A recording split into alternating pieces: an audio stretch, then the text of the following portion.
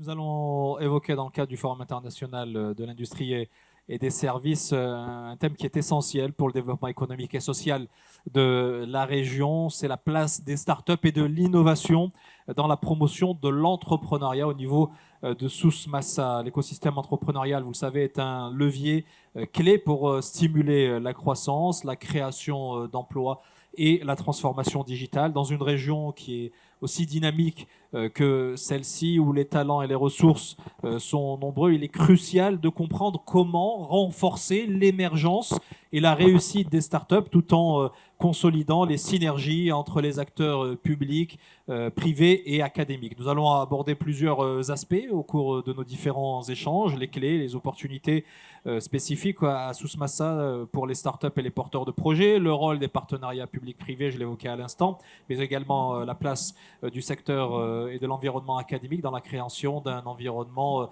favorable à l'innovation, des différents dispositifs aussi qui existent en termes d'accompagnement et de formation et aussi de financement, et puis l'importance de l'inclusion des jeunes, bien évidemment, en particulier aussi l'inclusion des femmes et des populations rurales dans cette dynamique. Et puis nous évoquerons les perspectives de croissance et d'expansion pour les différents acteurs locaux engagés dans cette dynamique. Pour nous accompagner tout au long de ces discussions et de cet ultime panel, merci mesdames, messieurs, de recevoir comme il se doit sous vos applaudissements Madame Lamia Ben Makhlouf, directrice générale de Technopark Morocco. C'est Houssine Kouk, expert en cloud, IA et digital.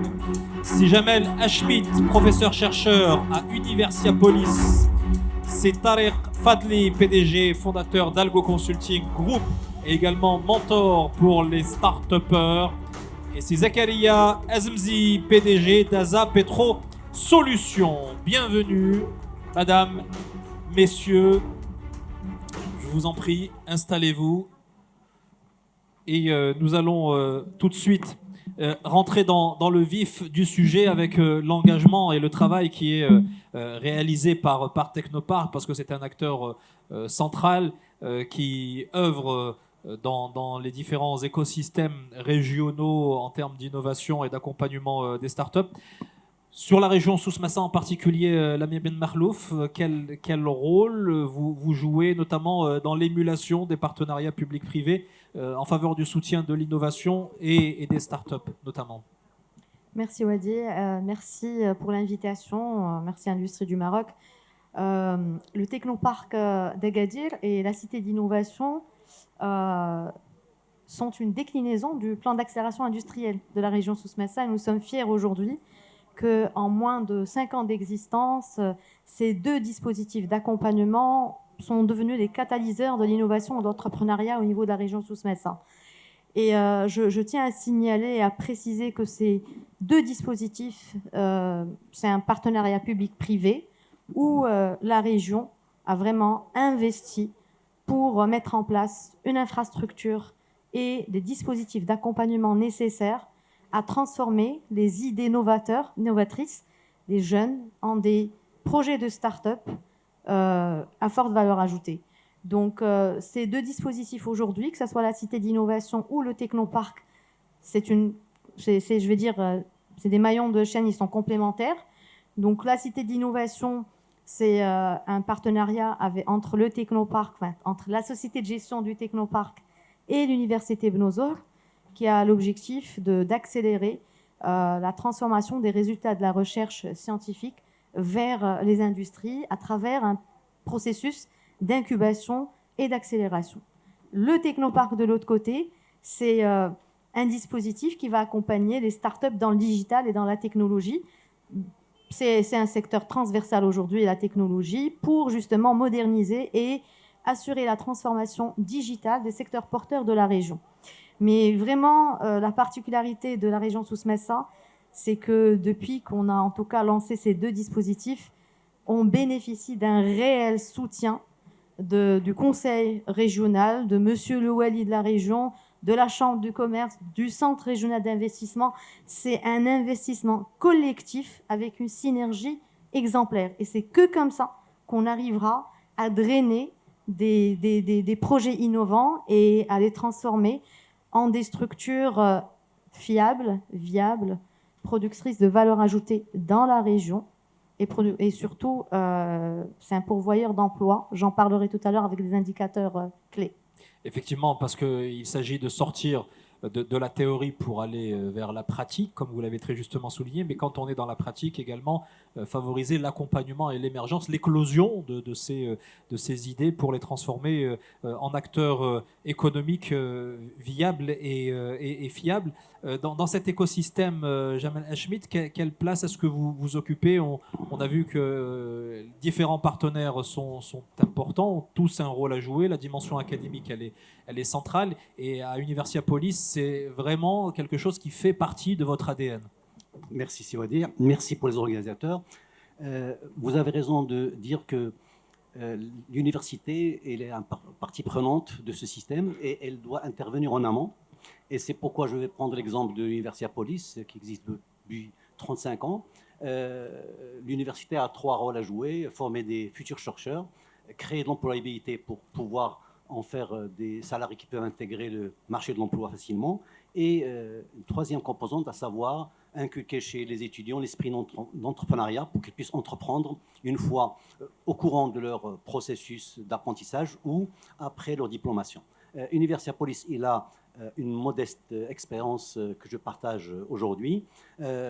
Premièrement, essayer de promouvoir l'esprit entrepreneurial dès la première année par des actions multiples et intégrées, à savoir intégrer l'entrepreneuriat dans les cours sous forme d'études de cas, de témoignages, de encourager énormément les clubs d'étudiants, parce que les clubs d'étudiants sont un vrai laboratoire pour faire des étudiants des acteurs entreprenants. Troisièmement, encourager toutes les initiatives qui peuvent générer des bénéfices chez les étudiants sous forme d'activités culturelles ou artistiques, spectacles. Un autre élément dans cette approche de sensibilisation et de promotion d'entrepreneuriat, c'est permettre aux étudiants de participer à des concours d'idées, à des hackathons, parfois des start-up week-ends, pour que ce soit individuellement ou en groupe, pour un petit peu leur inculquer l'idée d'innover et de concrétiser leurs idées. Tout ce processus doit être intégré au niveau de la 3e année ou 4e année en général, sous forme d'un projet intégrateur qu'on appelle étude faisabilité au business model. Et l'étudiant peut travailler individuellement en groupe durant 8 mois pratiquement pour porter un projet qu'il doit présenter devant un jury. La nouveauté chez nous depuis 2014, et c'est une nouveauté qui a été concrétisée avec l'écosystème de la région, c'est le salon de l'étudiant entrepreneur. En 2014, nous avons créé un salon qui permet aux étudiants porteurs de projets dans les études de faisabilité de prendre un stand et de pouvoir, durant 2 jours, se comporter en tant que porteur de projet, en rencontrant des financeurs potentiels, des partenaires potentiels, également des clients potentiels. Et cette approche expérientielle permet à l'étudiant d'augmenter les 2 dimensions les plus importantes de l'entrepreneuriat, à savoir la faisabilité et la désirabilité. Tout ce processus qu'on mène depuis une trentaine d'années a pu, cette année, passer à un autre cap avec la création d'un incubateur pour étudiants. Et si vous le permettez, je vais revenir sur l'expérience de l'incubateur dans une deuxième phase. Effectivement, on va l'évoquer dans un instant. Ça montre aussi qu'il y a un véritable environnement, un véritable terreau, ici en particulier dans la région Souss-Massa, une région que vous connaissez particulièrement. Houssine Oukouk, je voudrais vous remercier vraiment d'être avec nous aujourd'hui parce que vous étiez très loin d'ici et vous avez tout fait pour nous rejoindre. Merci beaucoup. Vous connaissez particulièrement cette région parce que c'est cet environnement, c'est cet écosystème qui vous a permis de développer et de déployer une expérience particulière et d'amener un géant de l'informatique ici à Souss-Massa. Racontez-nous un petit peu cette aventure absolument extraordinaire.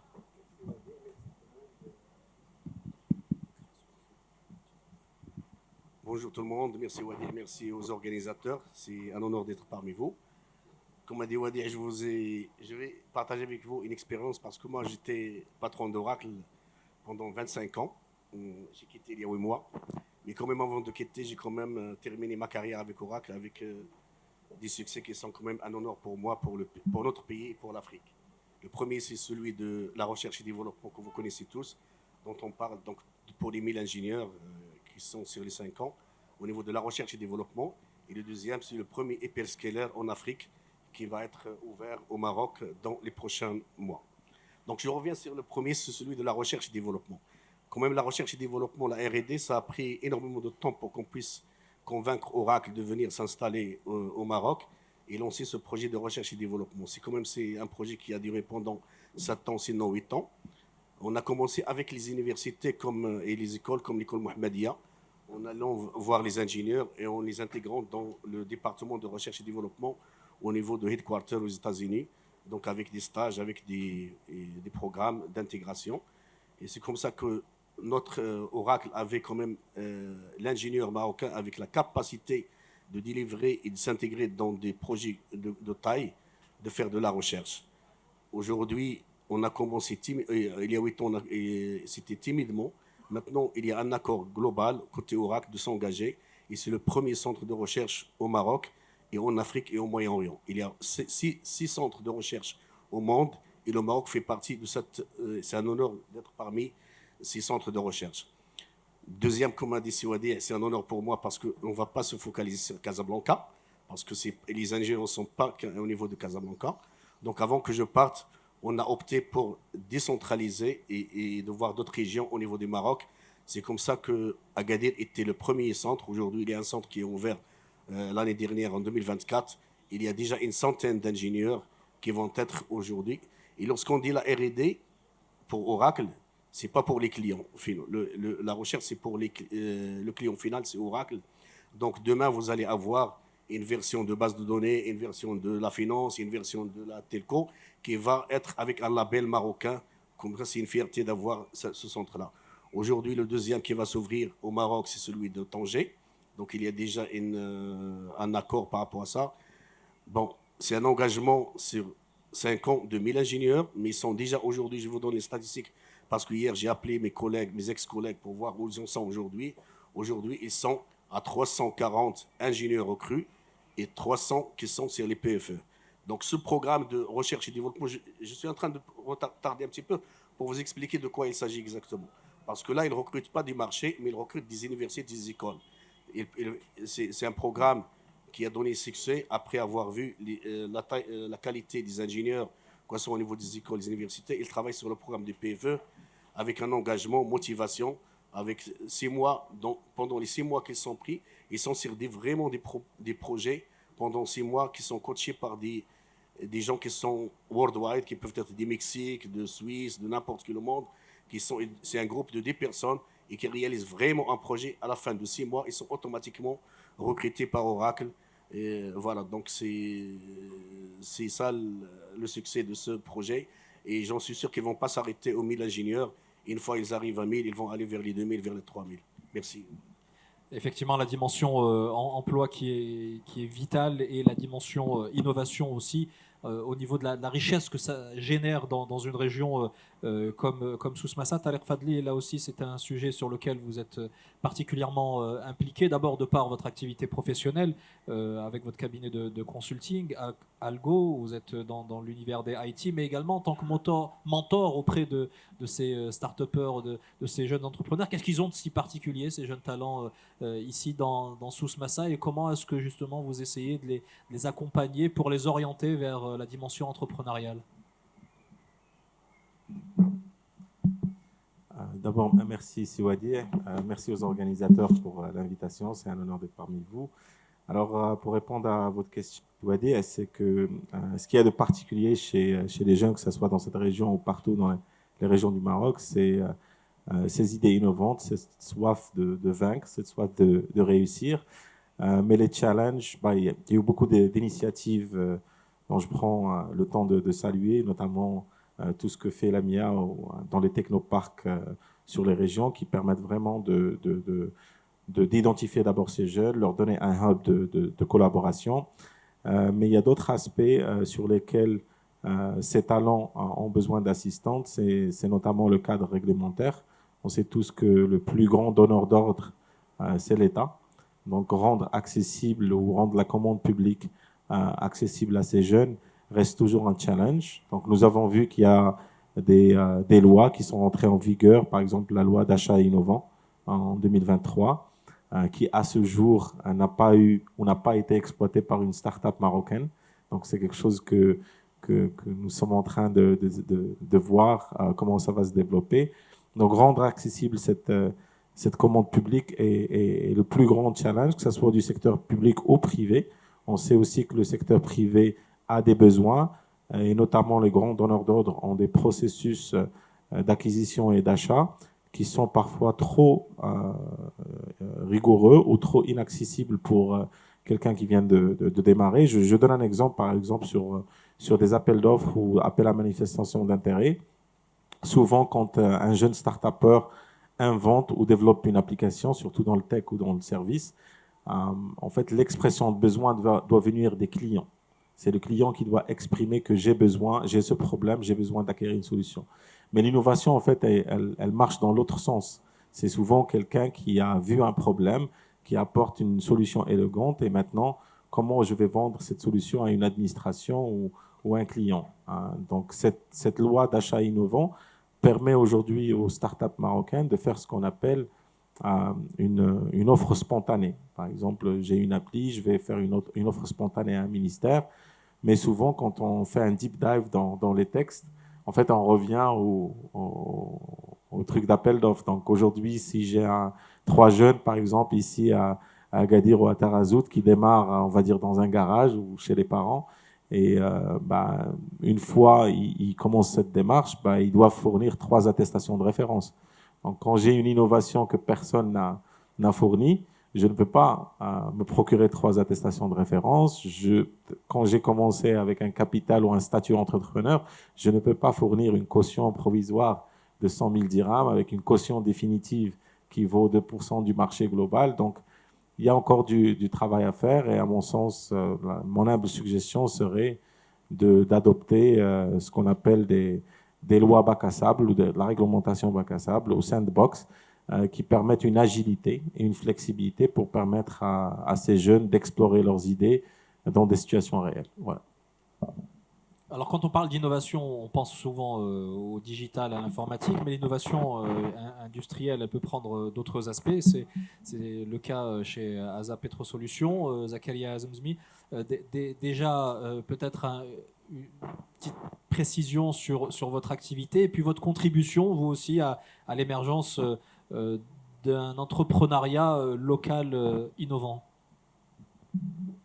Merci Wadi. Donc, Asa Petro Solutions est une start-up qui crée des solutions dédiées pour le secteur pétrolier. Même si au Maroc, on n'a pas, on n'a pas de pétrole, mais on crée. Et on a des idées, comme on disait à une époque. On n'a pas de pétrole, mais on a des idées. Exactement, exactement. Aujourd'hui, Asa a réussi à vendre ses solutions en Middle East, en Saudi Arabie. Donc, des entreprises comme Aramco, comme Maldris, aujourd'hui utilisent notre solution.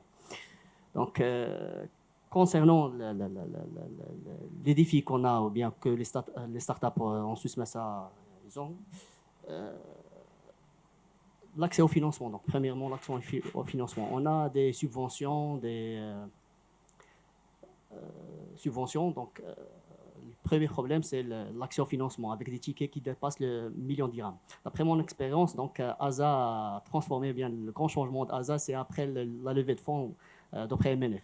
Donc, quand on a levé 3 millions de dirhams, beaucoup d'opportunités sont ouvertes pour nous. Donc, la grande transformation d'Asa, c'est après la levée de fonds de 3 millions de dirhams.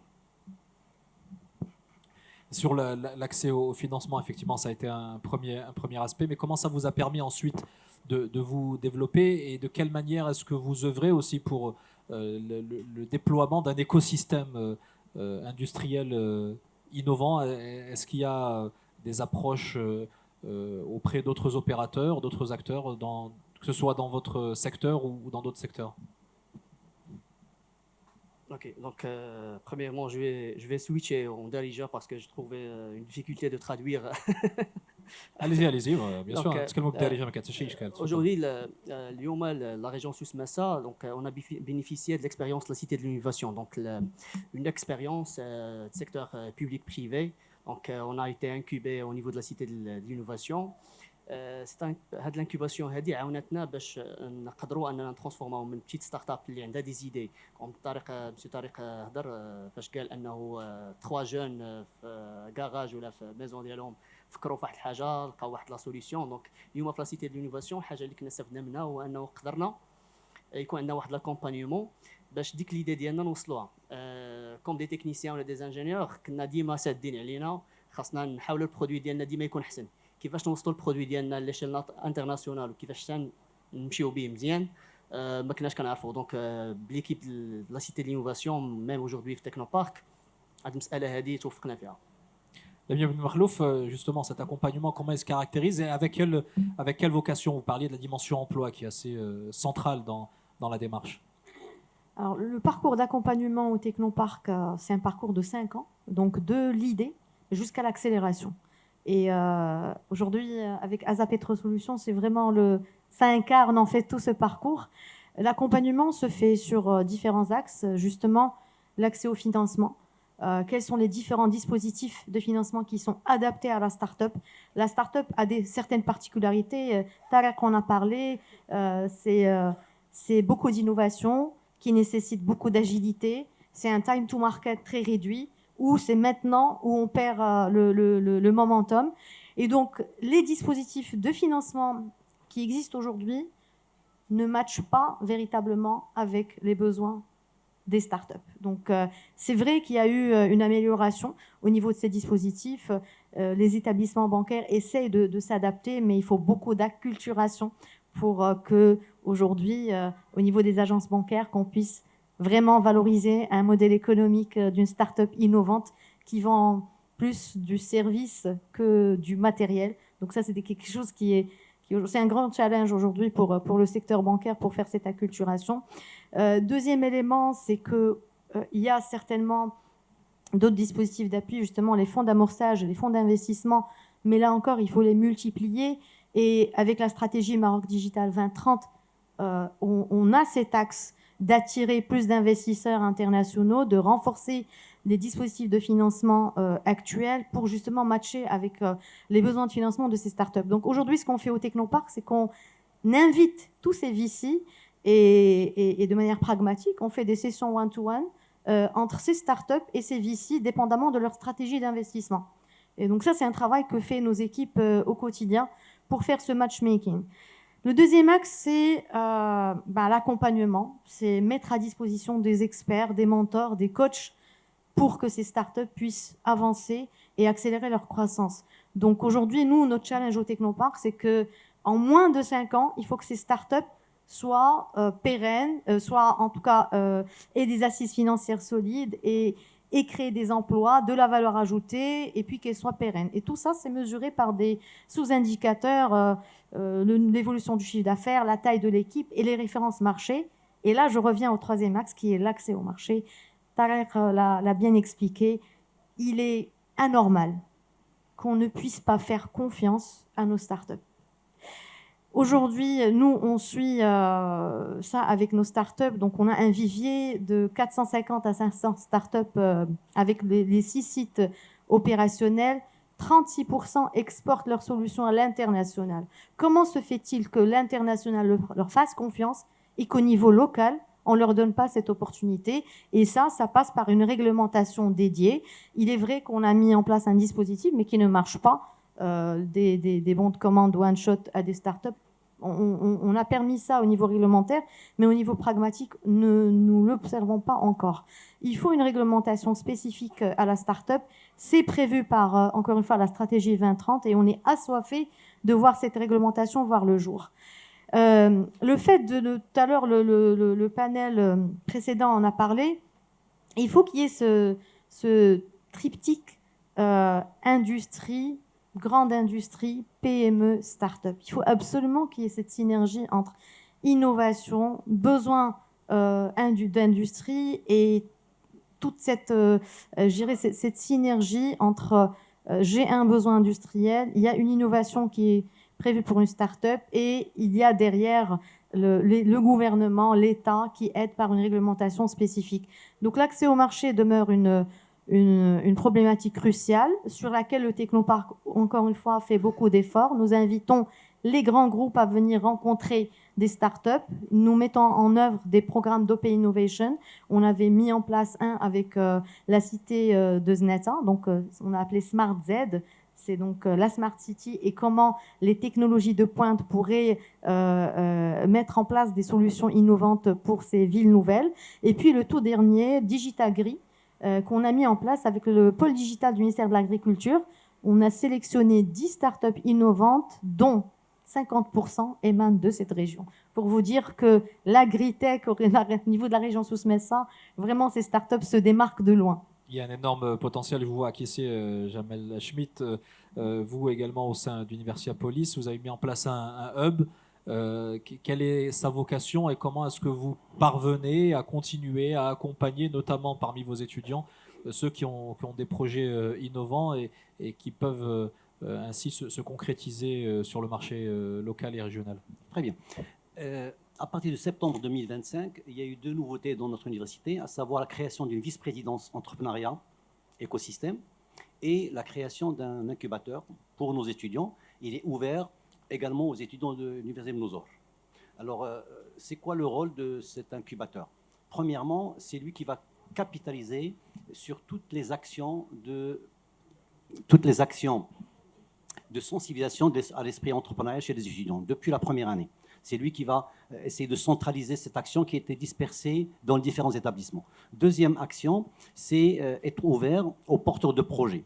Et tout étudiant porteur de projet à partir de la 3e année, il est le bienvenu. S'il est porteur d'une idée ou d'un projet avancé. Et l'incubateur, il offre un certain nombre d'activités, à savoir l'accompagnement par 4 coachs qui sont dédiés pour accompagner l'étudiant en principe sur 6 mois, qui peuvent être étalés jusqu'à 9 mois. 2, faire appel à des experts quand nos experts internes ne peuvent pas répondre à certaines questions précises. Et 3, bien sûr, appuyer cette équipe de coachs par des mentors dans différents secteurs. L'intérêt cette année, c'est que comme nous, on est focalisé sur l'idéation, on a signé une convention avec l'Institut d'innovation et Technoparc Morocco en la présence de Madame la Présidente, la directrice générale. C'est de façon à ce que nous, on se focalise cette année sur l'idéation et quand l'étudiant il est bien avancé, on puisse l'orienter pour qu'il puisse soumettre sa candidature pour qu'il soit admis à la Cité de l'Innovation. À partir de l'année prochaine, cet incubateur va essayer, plutôt il a dans son plan d'action la création d'espaces d'hébergement. Autrement dit, nous allons essayer de maîtriser la chaîne de valeur de façon à ce qu'on puisse accompagner l'étudiant, tester ses produits ou ses services. Et dans ce cap, nous lançons un technocentre à partir de septembre pour permettre aux étudiants de tester ou de prototyper leurs idées dans le Food Lab.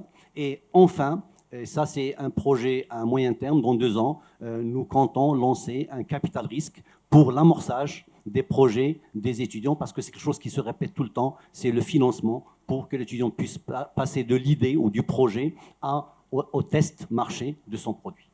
Effectivement, ça finit toujours par revenir cette question du financement. Tariq Fadli, j'aimerais avoir votre regard, vous, en tant que mentor, accompagnateur de ces start-upers. Sur quel point est-ce que vous mettez l'accent et à la fois quelles sont leurs compétences louables et les peut-être défaillances qu'il faut combler aujourd'hui, en particulier dans une région comme Souss-Massa? Alors, on a touché sur les aspects financiers, l'aspect réglementaire. Notamment, il y a un autre point que j'aimerais aborder sur l'aspect réglementaire, c'est celui des impôts, des crédits recherche et développement. À l'instar d'autres pays où, quand une start-up investit de l'argent sur le développement, elle ne doit pas être taxée sur les salaires, puisqu'il n'y a pas de rentabilité. On a encore des lacunes sur ces mécanismes. Mais en termes d'accompagnement, je dirais le mentorat est important, parce que ce qu'on voit avec nos jeunes, c'est qu'il y a beaucoup d'ambition parfois, trop d'ambition pour réussir très tôt. Donc le mentorat permet d'abord de voir devant soi quelqu'un qui a de l'expérience, qui a fait un chemin plus ou moins similaire, pour nous éviter d'abord les erreurs, nous mettre les pieds sur terre et surtout nous permettre de faire ce qu'on appelle nous en IT tout ce qui est POC ou MVP, Proof of Concept ou ou une version qu'on peut tester sur un terrain réel. Et après, sur l'accès au financement, comme l'a dit Lamia, on a vu des initiatives portées par Team.com essentiellement, mais peut-être que j'ai pas accès aux bonnes informations, mais j'ai du mal à voir des chiffres qui sont parlants.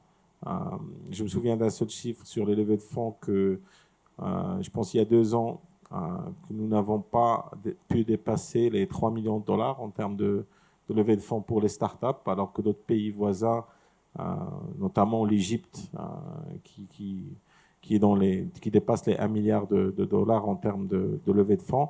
Donc cet accompagnement, à mon sens, tout ce qui est mentorat, il y a des structures qui portent ça d'une manière structurée et organisée. Et bien sûr, il y a du mentorat qui est plutôt informel, qui est plutôt dans le réseautage et le relationnel. Donc, ce qui est clé à retenir pour moi, quand on sort de l'axe Casaraba, dans les régions, notamment sous Massa, c'est vraiment avoir accès à ce réseau national qui dépasse un petit peu les frontières. Donc ça reste un challenge, mais aujourd'hui, avec Internet et les connexions, c'est pas vraiment un challenge puisqu'on peut le faire à distance et se faire accompagner. Mais l'idée, c'est vraiment trouver les bons profils qui nous accompagnent pour démystifier notre concept et encore une fois, le mettre dans une situation réelle.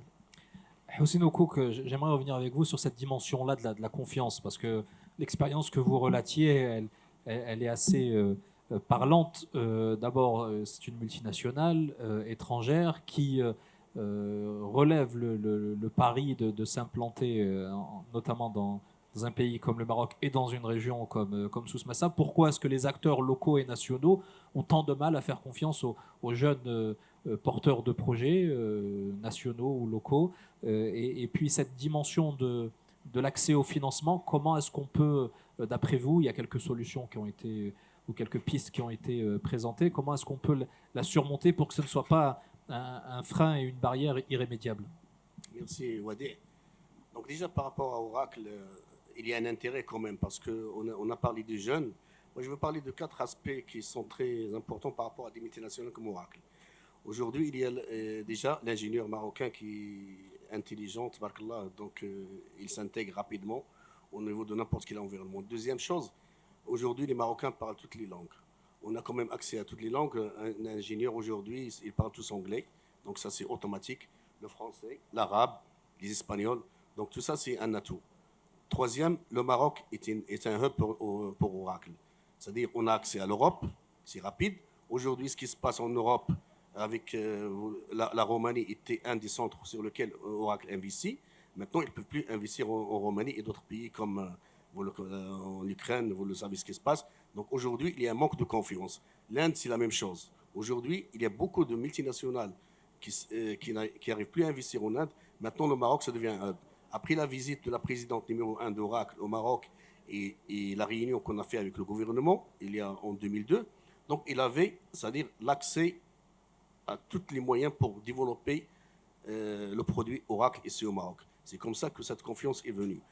En parlant pourquoi les multinationales, les compagnies marocaines n'arrivent pas, c'est-à-dire aujourd'hui, il n'y a pas que l'OCP, parce que si on voit les compagnies qui investissent dans la technologie, dans les startups, il y a l'IM6P, il y a l'OCP, mais où sont les autres compagnies privées qui ont les moyens d'investir sur la technologie?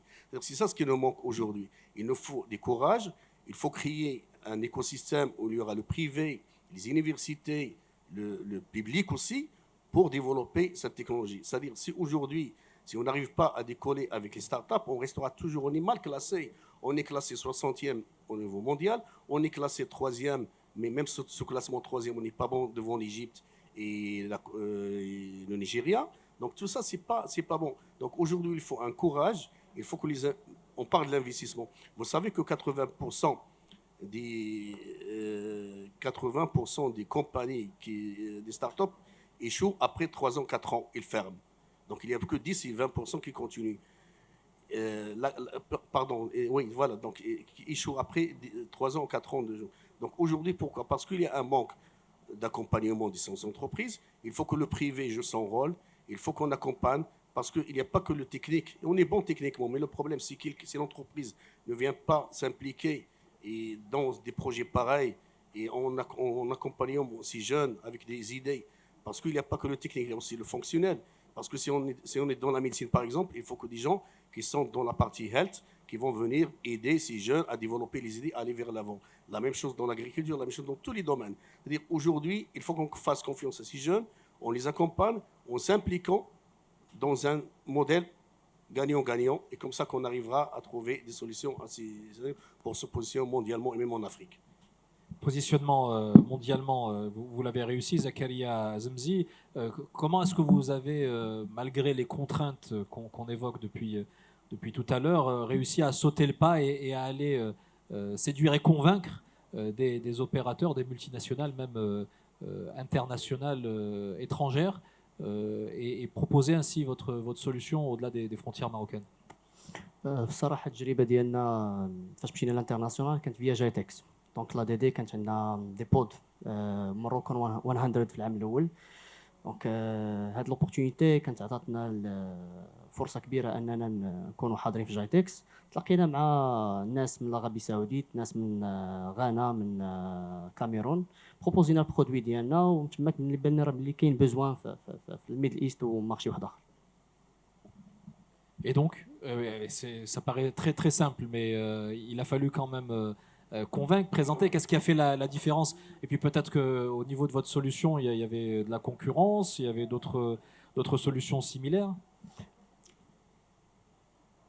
اليوم اللي كنشوف في المارشي المغربي هو واحد المارشي اللي فيه واحد ليكزيجونس طالعه بزاف. دونك الكليون كيبغي الماكسيموم بوسيبل بقل ثمن. دونك حاجه اللي خلاتنا حنا نديفلوبي واحد البرودوي اللي تري انتريسون بواحد الثمن اللي قليل بزاف في السوق. دونك فاش كتبان فريمون بلي راه حاجه سامبل. اننا مشينا لجايتكس لقينا مع كليون بعنا ليه كانت كونطرا ليبوك $500,000، كانت اكبر حاجه اللي كنا خدينا ديك الساعات. ولكن غيالمون راه كانت بهاد السهوله هادي، لان كنا خدمنا مع دي ميتي ناسيونال هنا في المغرب، ديفلوبينا البرودوي ديالنا مزيان معاهم. كوم ستارت اب اللي كنا 5 6 ديال الناس، كانت عندنا الفليكسيبيليتي اننا الانفستيسمون ما يكونش عندنا طالع بزاف، ونقدروا نخدروا ونكريو واحد البرودوي اللي هو مزيان. ليكزومبل مثلا جوجل النهار الاول جات باش تحل البروبليم ديال الريشيرش. اير بي ام بي في الكرياسيون ديالها كان بروبليم ديال الناس اللي كانوا في واحد ليفينمون ما لقاوش اوتيل، بغاو غير بلاصه فين يحطوا راسهم. اوبر، باي بال. دونك ملي كيكونوا دي بروبليم بحال هكا كنديروا لهم دي سوليسيون. كنظن اننا كنا محظوظين في المارشي ماروكان لانه كاين سافوار فير وكاين اكزيجونس اللي كبيره. من بعد ملي مشينا للمارشي اخرين كانت بديك السهوله اللي وصفت. Écoutez, donc ça veut dire qu'il y a une expertise, il y a une compétence qu'il faut exploiter. Lamia Mahlouf, quelle place vous accordez dans le cadre justement de l'accompagnement que vous offrez aux startups pour qu'elles puissent bénéficier des atouts que permet un pays comme le Maroc et un tissu qui est celui du Royaume? Quelle place vous accordez à la dimension inclusion sociale, à la fois sur la problématique de la création d'emplois, mais également la dimension inclusion au niveau genre, par exemple? Comme tu l'as si bien dit, Wadi, aujourd'hui, le Technopark a été conçu initialement pour accueillir les startups légalement créées, les startups technologiques. Mais à un certain moment, on s'est posé la question et on s'est dit cet espace, cet environnement propice à l'innovation doit être ouvert à tout jeune porteur d'idées. Et donc, c'est à ce moment-là qu'on a mis en place plusieurs initiatives pour accueillir des jeunes étudiants. Aujourd'hui, on est passé même aux jeunes collégiens. Pendant l'été, il y a des programmes dédiés aux enfants de 12 à 14 ans pour leur apprendre comment monter une entreprise, c'est quoi un business model, c'est quoi, je réponds à quelle problématique. Et puis cette inclusion, elle s'étale jusqu'au PFE qu'on essaye. On a parlé aussi du statut étudiant-entrepreneur. On essaie en fait de transformer ces projets de recherche, ces projets de fin d'études en des projets de création de start-up. Et puis donc là, on intègre beaucoup de jeunes et on leur inculque l'esprit entrepreneurial dès leur jeune âge. De l'autre côté, on a mis en place, on sait tous qu'il y a un problème aujourd'hui d'employabilité, et donc on a mis en place avec d'autres acteurs des programmes de reconversion de carrière à travers des outils digitaux, donc avec des programmes comme Job in Tech, mais aussi d'autres programmes d'accélération. En 4 mois, on va pouvoir convertir des jeunes diplômés, je sais pas, dans n'importe quelle filière, à des compétences dans le digital, dans la technologie, qui trouvent immédiatement leur place dans le marché du travail.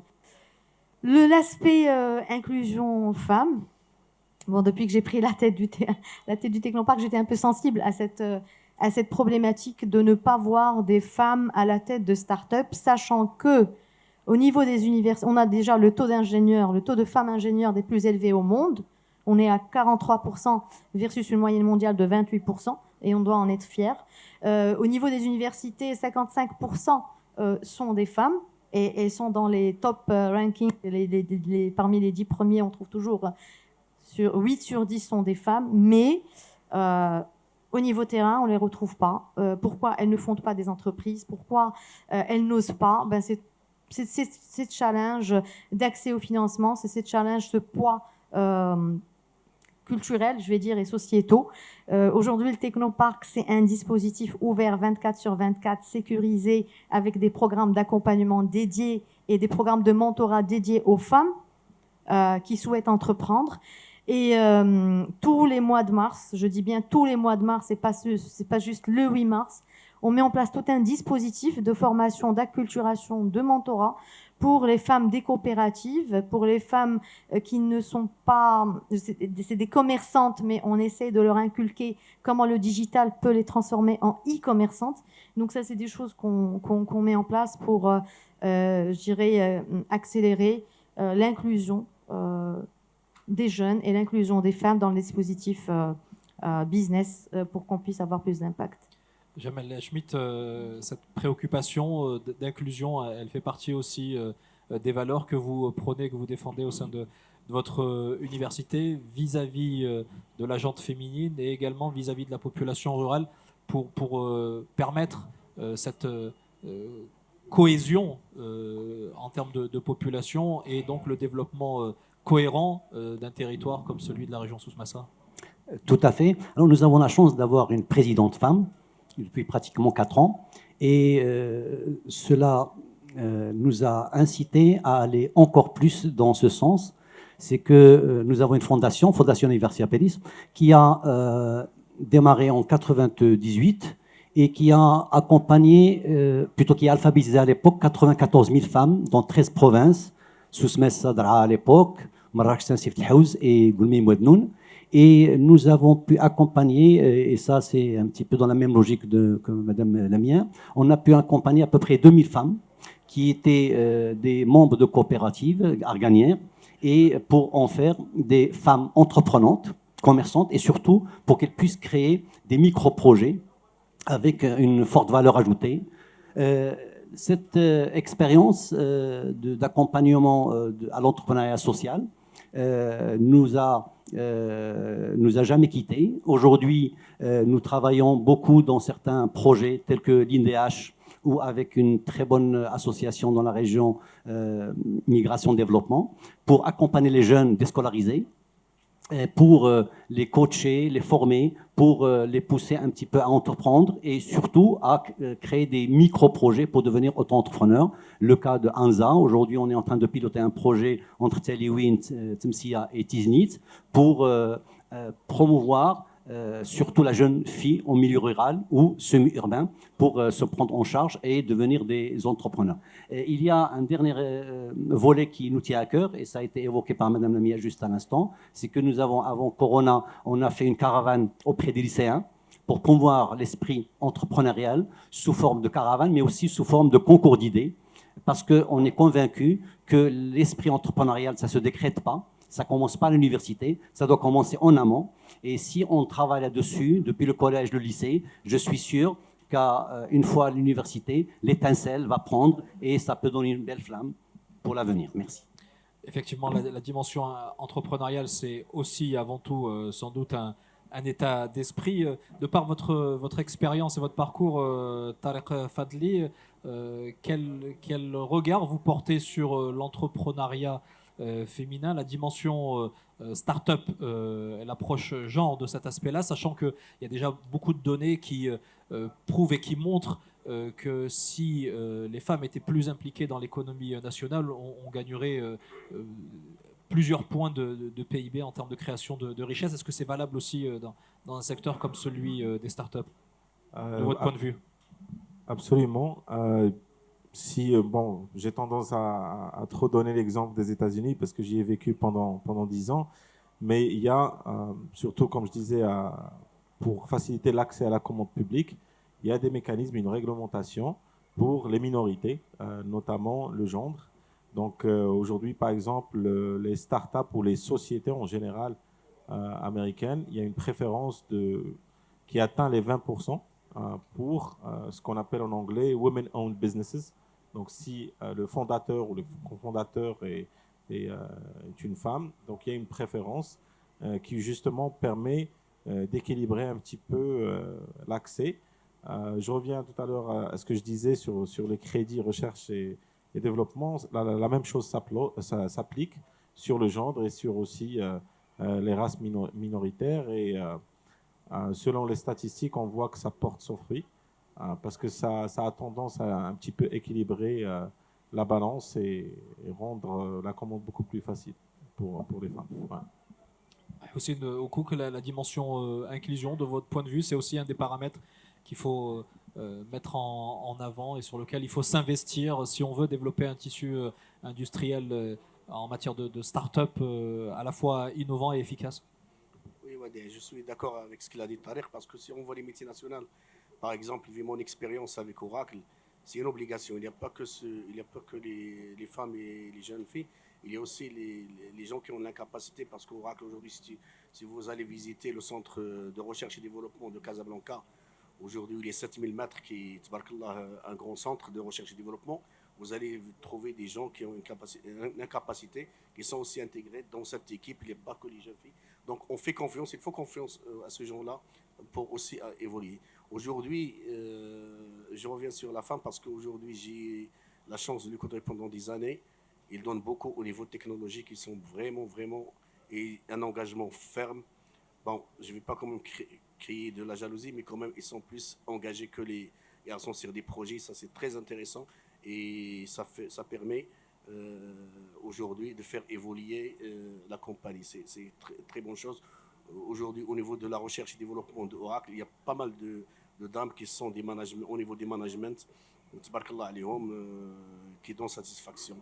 Et aujourd'hui, on doit continuer à le faire aussi dans notre compagnie, au niveau de nos startups marocaines, et pousser et développer au maximum cette partie-là, parce que c'est comme ça qu'on peut faire évoluer la chose. Avant d'ouvrir la parole au public, peut-être un dernier tour de table concernant les perspectives futures d'évolution. Qu'est-ce qu'il faudrait pour que le tissu industriel, notamment au niveau des startups, se développe encore plus dans une région comme Souss Massa? Peut-être on commence avec Zakaria Zemzi. L'avenir d'Aza Petrosolutions, quel est-il dans les prochains mois, voire les prochaines années? المستقبل ديال ازا اللي كنشوفوه اليوم هو اننا نكونوا في بزاف ديال الدول الافريقيه وفي الميدل ايست، وعلاش لا حتى في الاوروب. اليوم بدينا دي ديسكوسيون مع اونتربريز اسبانيول، دونك كنشوفوا اننا ازا تكون في العالم كامل. التجربه ديالنا اللي كانت بدايه من الدار عندنا، اللي مشينا لا سيتي دينوفاسيون تكنو بارك، اليوم كنشوف بلي هذه التجربه هذه اليوم كنشوفها قدامي كتعاود في دي ستارت اب اللي كنت معاهم، اللي مازال اليوم في لا سيتي دينوفاسيون. اللي بغيت ناخذ الفرصه اللي عندي اليوم باش نعرف بهم. دونك عندنا باغ اكزومبل طاهر بي سي اس اغري، لا سوليسيون ديالهم اليوم كتساعد الفلاح اللي ما يقدرش انفيستي في دي زيكيبمون اللي هما غاليين، باش بالتليفون ديالو ياخذ دي فوتو اللي غادي يدير الايميج بروسيسين ديالهم باش يعرف الوقت ديال لا ريكولت. اوبينز بدر اللي كيعاونوا واقيلا التعاونيات، الناس اللي ما يقدروش انهم يخلصوا دي بيرو دو كونساي ولا دي كابيني كبار اللي انهم يعاونوهم في البروسيس ديال التراسابيليتي ديال لي برودوي اللي كينجيو هنايا باش يقدروا يبيعوهم في لوروب. دونك هاد لي دو ستارت اب كاينين مازال اكثر، مي اللي علاش بغيت نعطي بهم ليكزومبل. دونك كنشوف يقدر غدا حتى هما يكونوا داروا دي لوفي دو فون، نشوفوا البرودوي ديالهم كيمبارتيو في العالم. دونك كيجاب على السؤال ديالك، ازا ما غاديش تحبس غير هنايا وانما غادي تستمر. هذا ما كان. شكرا. ونتمنوا ليها وليك التوفيق والنجاح. لميا بن مخلوف، il y a un véritable potentiel dans la région, effectivement, et vous allez continuer à l'explorer, de nouveaux technoparcs en perspective à Souss-Massa. Absolument. Et Inch'Allah, nous, en fait, dans nos stratégies, il y a 4 principaux axes. Et le premier, c'est l'expansion régionale. C'est comment mettre ces dispositifs d'accompagnement dans toutes les régions au Maroc. Et cette région nous offre une autre opportunité, notamment à Tiznit. Le bâtiment est en cours de réaménagement et qui va abriter donc son propre technoparc parce que cette région regorge de talents et de potentialités. Et nous sommes très, très enthousiastes à aller accompagner ces jeunes.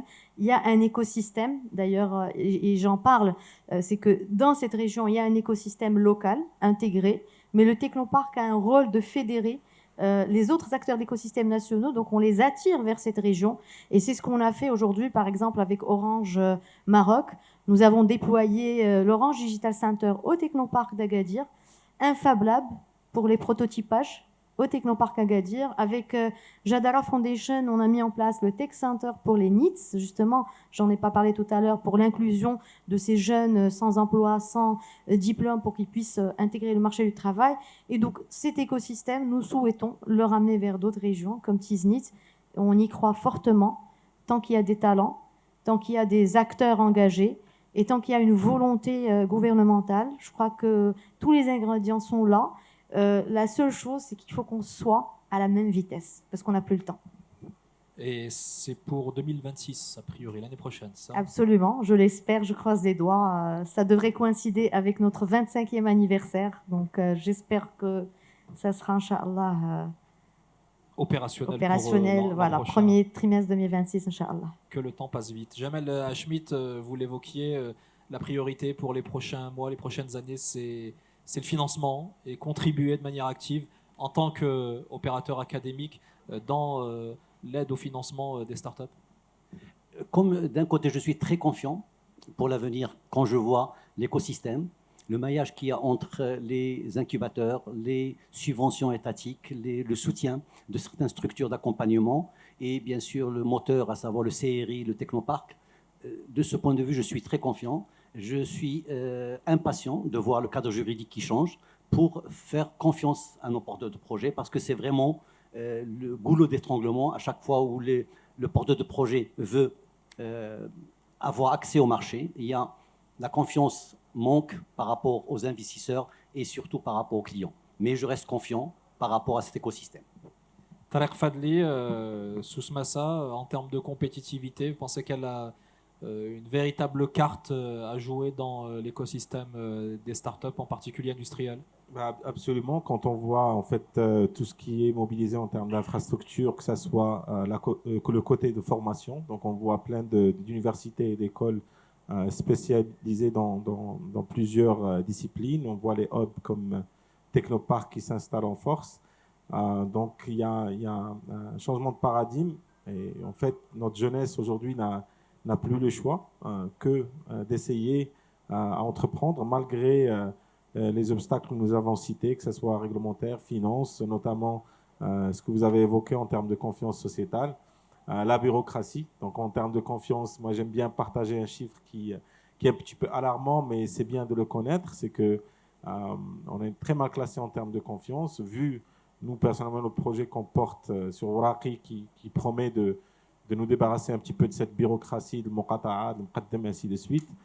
Mais je maintiens que la bureaucratie reste un obstacle, que ce soit ici, dans la région ou partout. Il y a une anecdote que je partage souvent, c'est que, comme l'a partagé mon collègue, c'est que quand on voit Airbnb, quand on voit Uber, c'est des startups qui s'étaient lancées par un jeune qui ne pouvait pas s'offrir le taxi, par quelqu'un qui n'a pas trouvé un hébergement pour un événement. Mais je tiens à rappeler tout le monde que les métiers sont inventés par les Marocains. C'est le khtaf et samsar. C'est quand le khtaf, vous le prenez à 2 dirhams dans une R12 de 85. Quand vous allez à Essaouira ou à Ifrane et vous voyez le gars avec la clé à l'entrée, ça, c'est des métiers qui ont été inventés ici. Sauf que je ne m'empêche pas d'imaginer si c'était des Marocains qui ont développé ça, leur premier problème, ça serait le muqaddam. Donc, c'est un changement culturel que nous sommes en train de prendre Et c'est très promettant, c'est très positif parce que on voit beaucoup de mobilisation dans cet événement aussi qui dédie tout un panel aux startups. Et je pense que c'est rassurant de voir qu'il y a une prise de conscience et qu'on finalement prend les choses en main. Voilà. C'est ça finalement, Hossein Oko, qu'il faudrait une révolution culturelle pour libérer les énergies, libérer les talents et permettre à toute cette expertise qui est parfois en sommeil de se manifester et par là même au royaume de devenir encore plus visible sur la scène internationale, sur le plan économique, industriel. Merci Walid. Donc, malgré tout ce qu'on a dit sur les challenges, les obstacles qu'on a présentés, il y en a plein, mais je reste toujours confiant parce que l'expérience me l'a démontré. Le jour où j'ai voulu travailler sur ce projet R&D de 1000 ingénieurs et investir, parce que pour vous donner une idée, Oracle sur les 5 ans va investir 200 millions de dollars sur la partie recherche et développement au Maroc. C'est unique, c'est important. Et personne n'y croyait parce que ça a pris beaucoup de temps. C'est-à-dire lorsqu'on l'a réalisé à la fin, donc il faut croire à notre pays, il faut croire à nos jeunes. Moi, je suis sûr qu'on va y arriver, malgré les multiples challenges, mais c'est main dans la main qu'on peut y arriver. C'est-à-dire le public, les universités, le privé, les investisseurs. Moi, je suis pour de créer une plateforme demain où tous ces gens-là parlent, même langage, comment on va se positionner. C'est-à-dire avoir un objectif, c'est-à-dire être positionné parmi les leaders, comme on est aujourd'hui leader au niveau de la R&D. Par exemple, Oracle, ramener d'autres, parce qu'il n'y a pas qu'Oracle au monde, il y en a plusieurs. Aujourd'hui, comment d'autres Marocains peuvent se battre pour ramener d'autres? Parce qu'aujourd'hui, avoir un projet R&D parmi 6 au monde, c'est une fierté. Avoir un cluster Oracle Cloud au Maroc, c'est une fierté. Comment on peut ramener d'autres? Comment aller développer encore d'autres structures? C'est ça l'objectif et je reste confiant qu'on va y arriver. Et bien sûr, tout ça bénéficiera aux startups et à l'économie nationale. Merci pour ce message plein de confiance. Un mot peut-être dans la salle, s'il y a une ou deux questions à nos chers panélistes. Besoin de précision? Oui, ici. Venez, mademoiselle. Levez-vous, s'il vous plaît. Voilà, on va vous donner le micro. Vous vous présentez et vous adressez votre question. On vous écoute. Merci à tous, merci pour vos interventions respectives, merci Siwadia pour la modération. Ma question porte sur l'importance des synergies, et notamment vous avez parlé de l'importance des synergies pour la construction de ces écosystèmes d'innovation. Et je me demandais s'il y avait également des synergies avec d'autres hubs d'innovation au Maroc, dans le royaume, notamment à Casablanca ou à Bengrir, et comment cela pouvait porter avec eux finalement les startups de la région et notamment du Technopark. Donc ma question s'adresse à vous, Madame Lemia. Merci. Merci. Alors, la synergie, c'est l'axe 3 de notre stratégie. Juste pour vous dire combien c'est important aujourd'hui de créer des passerelles entre ces différents incubateurs, accélérateurs, Fab Lab, parce que c'est comme ça qu'on va pouvoir driver l'innovation jusqu'au bout. Donc aujourd'hui, le Technopark, justement, s'appuie sur plusieurs acteurs d'accompagnement. Donc, constituons plusieurs maillons de cette chaîne entrepreneuriale et nous connectons tous ces startups à notre réseau de partenaires. Nous ne pouvons pas accompagner, nous seuls, ces startups. Il faut absolument qu'on le fasse en mode collectif parce que chaque accélérateur ou chaque acteur a je dirais, un point fort. Donc, pour, par exemple, l'UM6P, ils ont des programmes formidables d'accélération. On source de chez eux ces porteurs de projets qui ont bénéficié de ces programmes pour qu'on puisse leur permettre un parcours plus long au Technopark, donc un parcours qui pourrait durer de 2 ans à 5 ans. Et à travers ça, tout à l'heure, M. Okouk a fait part d'un indicateur qui est 20% de taux de réussite. Alors nous, on a l'inverse au Technopark grâce à la force de ces synergies et grâce à cette complémentarité de ces services dont bénéficient ces startups. Donc on a un taux de réussite de 85% après un parcours de 5 ans grâce à ces partenaires qui, eux tous, finalement, accompagnent nos startups. Donc on ne travaille pas en silo, mais vraiment en partenariat et en créant bien sûr ces connexions entre les régions. Aujourd'hui, le Technopark, quand on fait un programme, il est multisite. Il n'est pas juste pour ceux de Casa ou ceux d'Agadir, mais il est pour toutes les startups dans les régions dans lesquelles on est présent. Merci beaucoup. Alors, on a une intervention, une déclaration d'un monsieur que j'aime beaucoup. Bien, Ahmed Larose. Je crois que tu as une annonce à nous faire. Maybe you're going to do your word in English or in Darija. I don't know. It's up to you. I've been told that you have something to to announce. Well, it's Come, always come, a come, challenge. come on stage. Come. Yes. Hi, salam alaikum. Thank you so much. I appreciate it. And thank you for inviting me, especially Mike. especially Sari, who invited me. Salam alaikum. By the way, I will do it in English, but I will try to do it in Arabic at the same time. I'm very honored to be here today, and I'm being honored to be here at this event. And I congratulate you for the work you're doing, and especially this chapter of today, especially the startups, is something which is close to my heart.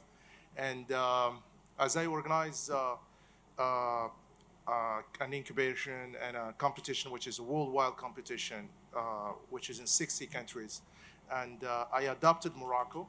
And this year, I want to dedicate our program especially for Agadir.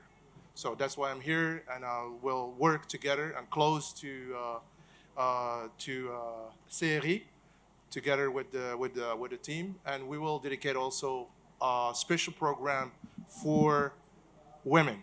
So, and I'm going to be women in clean tech. And maybe for people that don't know what clean tech is the largest market in the world. So if you want to do a business, normally you would follow the market.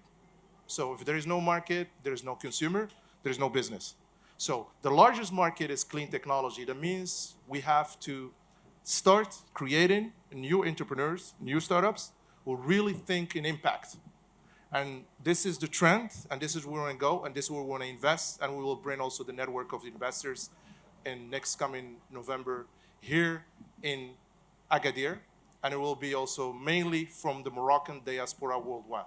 And So that's the it's a announcement I want to competition, do. if I And the understand. competition is called Climate Launchpad. So climatelaunchpad.org, please have us visit. And I'm honored to be here in Agadir, and today I just got the news that we're going to collaborate with the organization here in Agadir, and we will mainly focus on women in clean tech. It's not just clean tech, but also women in clean tech. So women are very, very welcome to come and renovate and to be more creative and set up business, because that's where we're going to go. Business is about impact. It's not about the money, it's about impact. I've been a businessman for 25 years and never followed the money. I followed where I can have an impact. If we have this attitude, we're going to change Morocco. Thank you so much.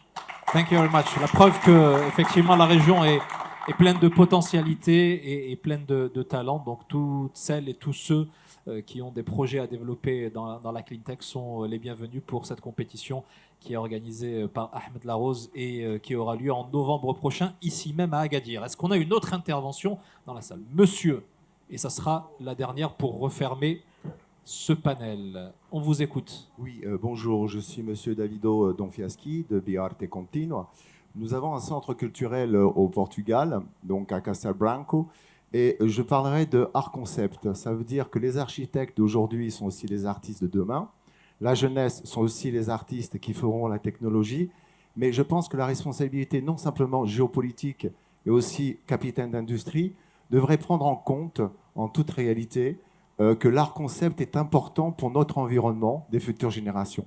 Je suis ici pour le premier forum des entreprises et des services. Je constate qu'il manque beaucoup d'industries cinématographiques, par exemple jeux vidéo.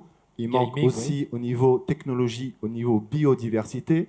Je pense que le Maroc a un potentiel énorme, qu'en effet l'exportation n'est pas faite. Pourquoi? Parce que la visibilité n'est pas organisée.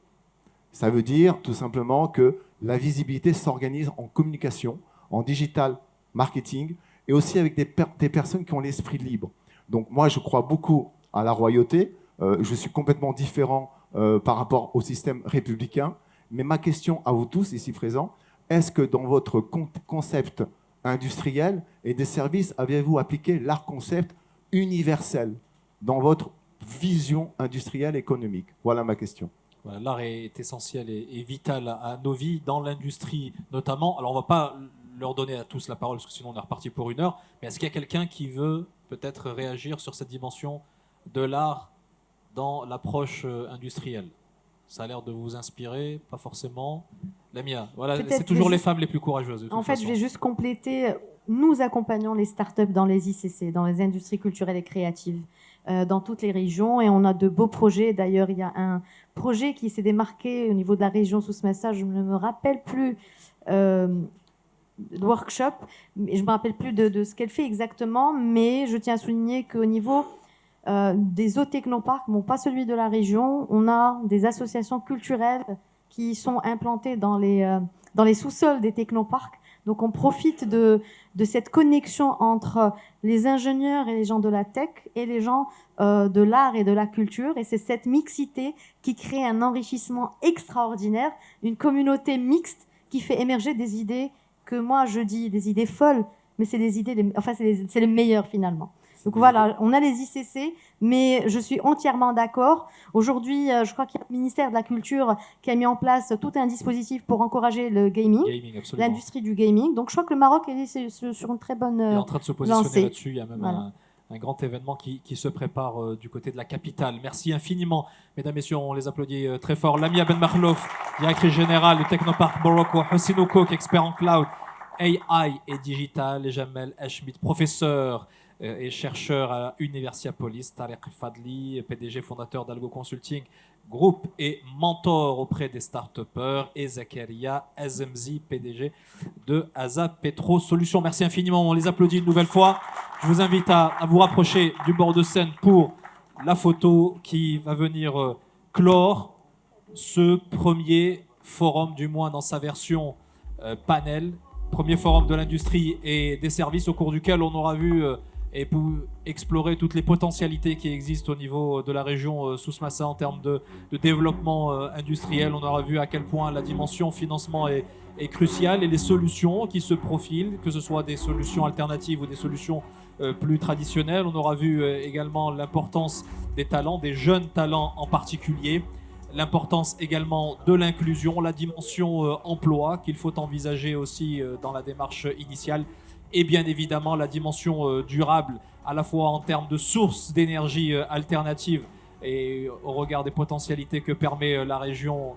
Ce sont autant d'éléments qu'il faut explorer, mais également en termes de responsabilité pour proposer une industrie qui soit propre. Merci infiniment, mesdames, messieurs, merci à nos chers panélistes, merci à vous, cher public, de nous avoir accompagnés tout au long de cette matinée et d'un bout de ce début d'après-midi. On vous donne rendez-vous très très vite. Passez une très bonne journée. Merci.